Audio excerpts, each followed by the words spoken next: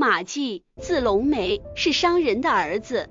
他风度翩翩，一表人才，从小就洒脱大方，喜欢唱歌跳舞，经常跟着戏班子演出，用锦帕缠着头，就像一个美丽的少女，因此又有俊人的美称。他14岁考中秀才，很有名气。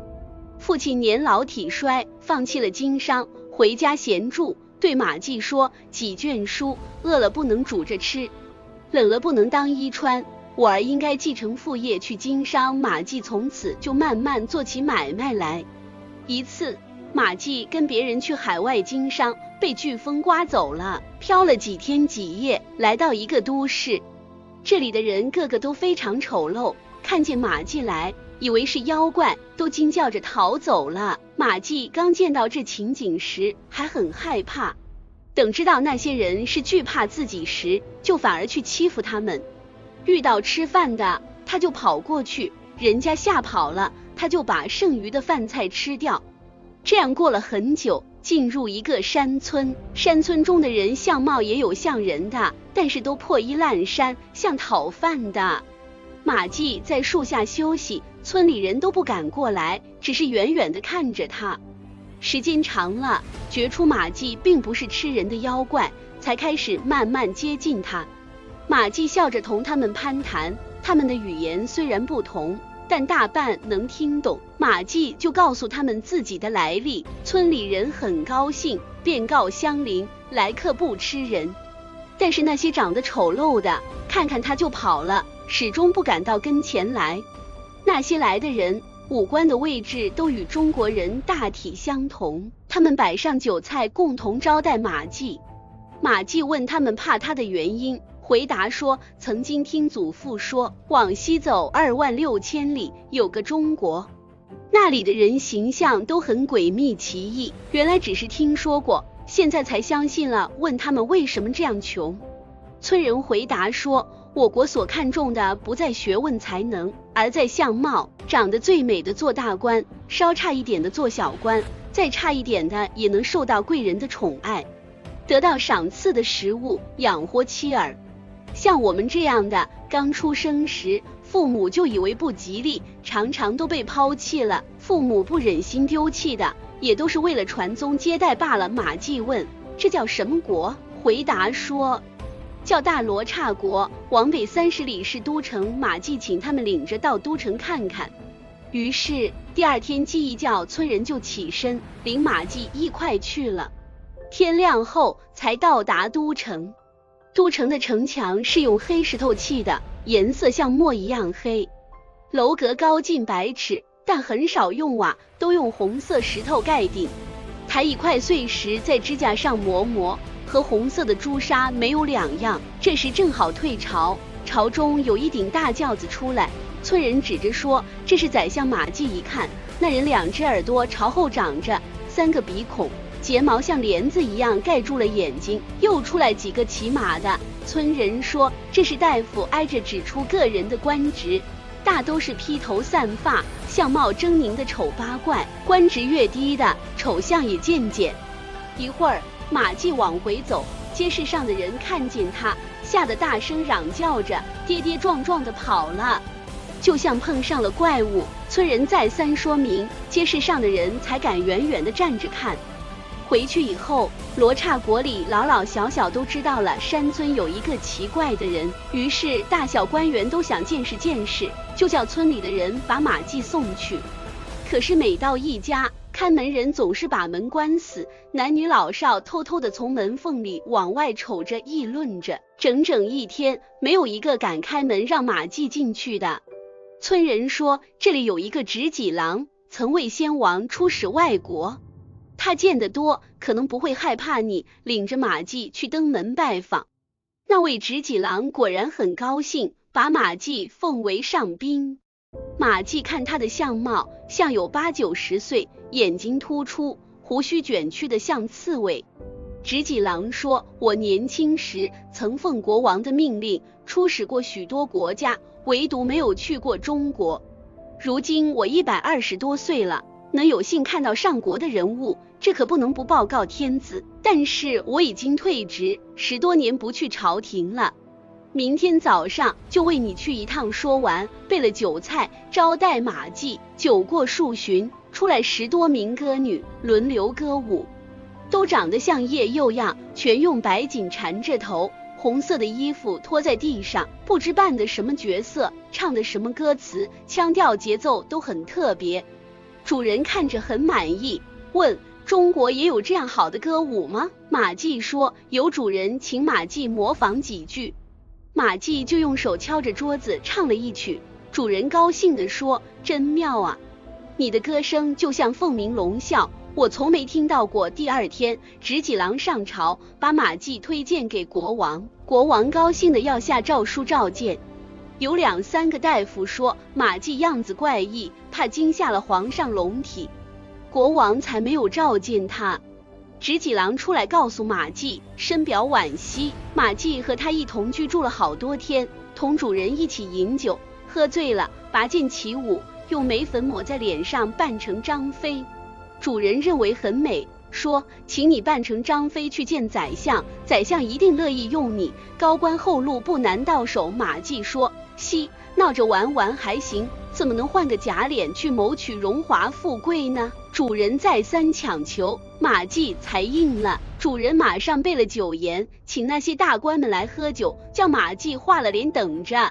不久客人来了，主人喊马季出来见客。客人惊讶地说，奇怪，怎么前几天那样丑陋，今天又这样漂亮？于是就同马季一起喝酒，非常快活。马季跳着舞，唱了一首弋阳曲，满座的客人无不倾倒。第二天，大官们纷纷上奏国王，推荐马季。国王高兴，派使者持金节以礼召见他。见面后，国王问马季中国治国安邦的办法，马季原本地陈述了一番，国王大加赞赏，在别宫赐宴款待。喝到畅快的时候，国王说，听说你擅唱优雅的乐曲，能不能叫寡人欣赏欣赏？马季便起身舞起来，也仿效罗纱舞女的样子，用白锦缠头，唱些靡靡之音。国王高兴极了，当天就封他为下大夫，并经常请马季参加家宴，特别恩宠他。时间长了，那些官僚们都知道了马季的面目是假的，他无论走到哪里，总是看见人们小声耳语，不愿意同他接近。马季感到很孤立，心里很不安，就上书国王要求辞职。国王不准，他又要求休假，国王便给了他3个月的假期。于是马季坐官车载着金宝又回到了山村，村人跪在路上迎接他。马季把金钱分给过去与他结交的那些朋友，村里欢声雷动。村人说，我们这些小人受到大夫的恩赐，明天去海市寻求些珍贵玩物来报答大夫。马季问，海市在什么地方？村人说，海市是四海鲛人聚集在那里卖珠宝的地方，到时四方12国都去做买卖。集市中还有许多神人来游玩，云霞遮天，波涛汹涌，那些贵人们都珍惜自己，不敢去冒险，只是把银钱交给我们，替他们买奇珍异宝。现在离海市的日子不远了。马季问他们怎么知道日期，村人说，如果看见海上有红色的鸟飞来飞去，7天以后就是海市。马季问他们动身的日期，想一起去看看。村人劝他自己珍重。马季说，我本来就是海上客，还怕什么风涛浪涌？不几天，果然有人登门送钱，托他们买东西。马季就和村人把钱装上船，一起去了。船能容几10个人，船底是平的，栏杆高高的，有10个人摇橹，船像飞剑一样行进。走了3天，远远看见水云荡漾之中，楼阁层层叠叠，各处来做买卖的船像蚂蚁一样纷纷聚集。不多会儿，来到城下，见墙上的砖都和人一样长，城楼高的接天。他们系好船进城，见集市上摆放的货物全是奇珍异宝，光彩夺目，都是人世间没有的。有一位少年骑着骏马走过来，集市上的人都急忙躲开，说是东洋3世子来了。世子过来看见马季，说，这不是偏远小国来的人。接着就有个在马前开路的人问马季乡籍是哪里，马季站在路旁行了礼，详细讲了自己的籍贯和姓氏。世子高兴地说，你既然能屈尊来到这里，说明我们的缘分不浅，于是就给他一匹马，请他同行。二人出了西城，刚走到岸边，骑的马嘶叫着跃进水中。马季吓得失声喊叫，却见海水从中间分开，两边的水像墙壁一样屹立着。一会儿看见一座宫殿，玳瑁装饰的梁，鱼鳞片做的瓦，四壁亮如水晶，夺目耀眼，能照出人影。马季下马，世子拱手将他请入，抬头看见龙王坐在殿上。世子启奏道，臣游览海市，遇见这位中华贤士，领他来参见大王。马季上前跪拜行礼。龙王说，先生既然是位有文才的学士，一定能够胜过屈原、宋玉。我想烦劳你的大手笔，写一篇描写海市的文章，希望你不要吝惜你的妙词。马季叩头答应了。龙王给他一方水晶砚台，一支龙须笔，光滑如雪的纸张，香气如兰的墨。马季立时写出了篇1000余言的文章，呈现给龙王。龙王赞赏说，先生真是高才，给水国添了光彩。接着召集龙族，在彩霞宫举行盛宴。酒过几巡，龙王举杯向马季说，寡人有个爱女，还没有许配人家，愿意把她许给先生，先生意思如何？马季忙离席站起，惭愧地表示感激，连连答应。龙王便对左右说了。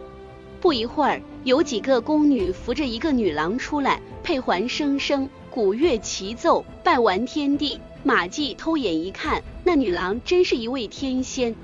龙女拜完天地就走了。不多会，宴席散了，两个丫鬟挑着宫灯，领着马季进了旁宫。龙女正浓妆坐等，珊瑚做的床上装饰着各种珠宝，帐外流苏缀着豆大的明珠，床上的被褥又香又软。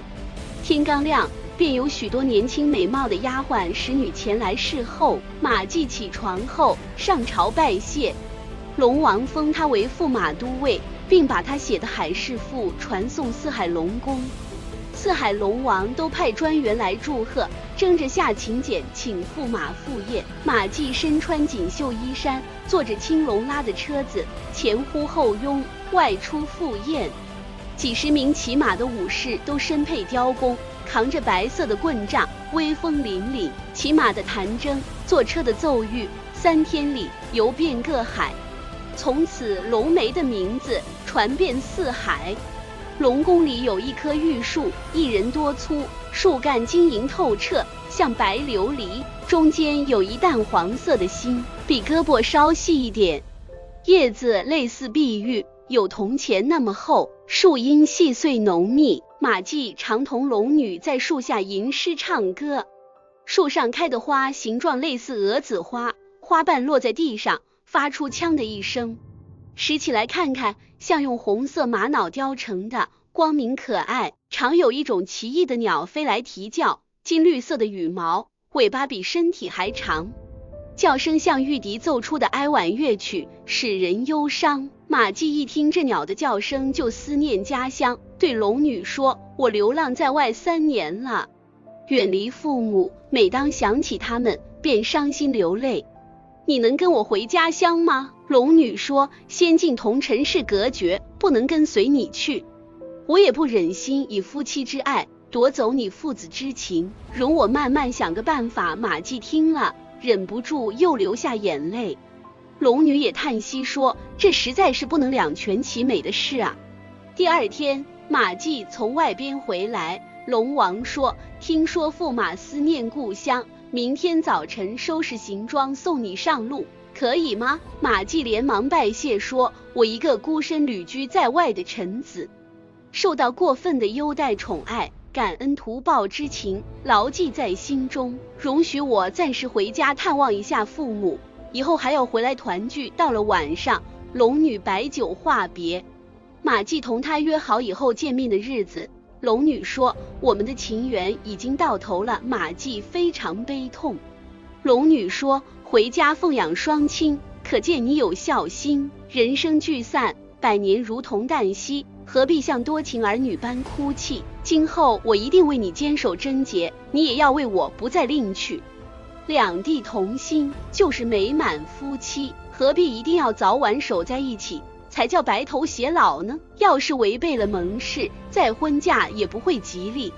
如果顾虑无人主持家务，你可以收一个婢女为妾。还有一件事要嘱咐你，成亲后我好像怀孕了，请给孩子取个名。马季说，如果是女的就叫龙宫，男的就叫福海。龙女要一件东西做凭证，马季把在罗刹国得到的一对赤玉莲花拿出来给他。龙女说，3年后的4月8日，你要划船去南岛，那是送还你的儿女。龙女用鱼皮做了个口袋，装满珠宝，送给马季说，你好好珍藏，几辈子也吃不完用不尽。天刚放亮，龙王设宴饯别，赠送马季许多礼物。马季拜别出了龙宫，龙女乘白羊车送他到海边。马季上岸下了马，龙女说声珍重，调转车头回去了。不一会就走远了，海水又合到一块，再也看不见了。马季便往回走来。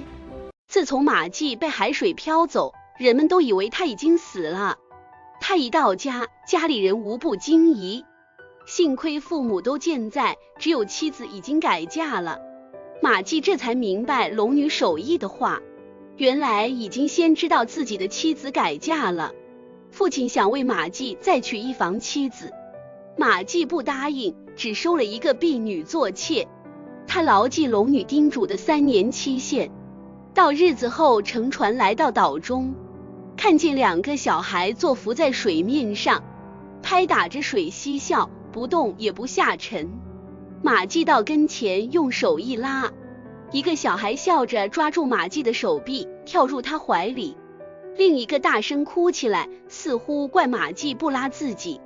马季就把他也拉上来，仔细看去，一男一女，相貌都很俊秀，头上的花帽子各点缀着一块玉，便是那赤玉莲花。背上有个锦囊，拆开一看，里边有一封书信，上写，公婆想必都安康吧。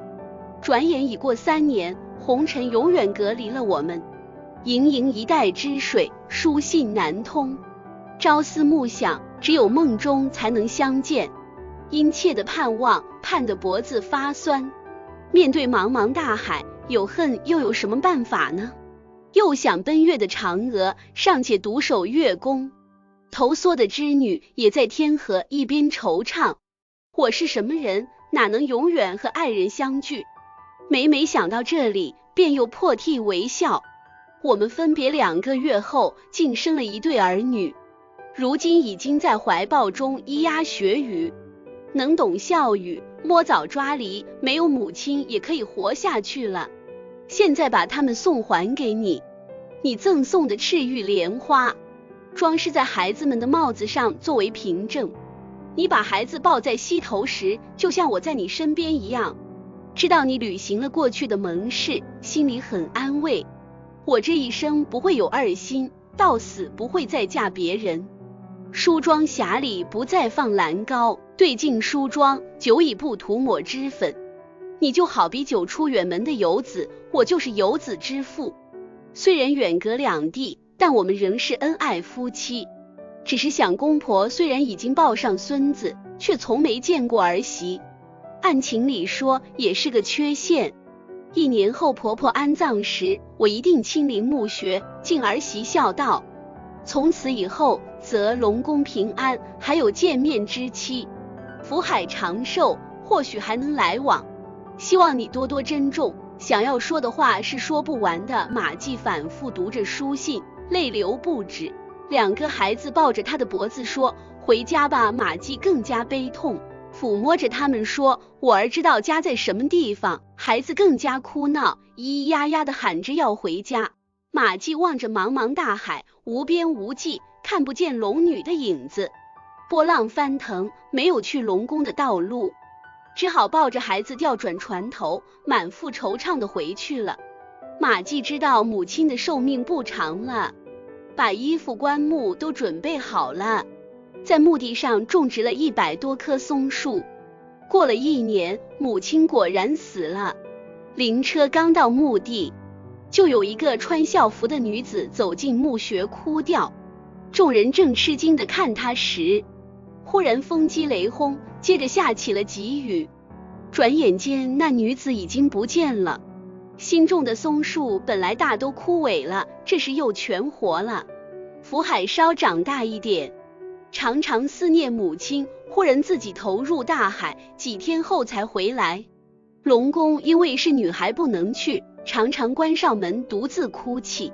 一天大白天，忽然乌云遮天，龙女走进房内，劝女儿说：“儿自己能长大成家，为什么哭泣？”说着赐她1棵8尺高的珊瑚树，1铁龙脑香，100颗明珠，1对8宝嵌金盒子，作为嫁妆。马季听说龙女来了，急忙跑进来，拉着手就哭。顷刻间，一声急雷震破房顶，龙女已经不见了。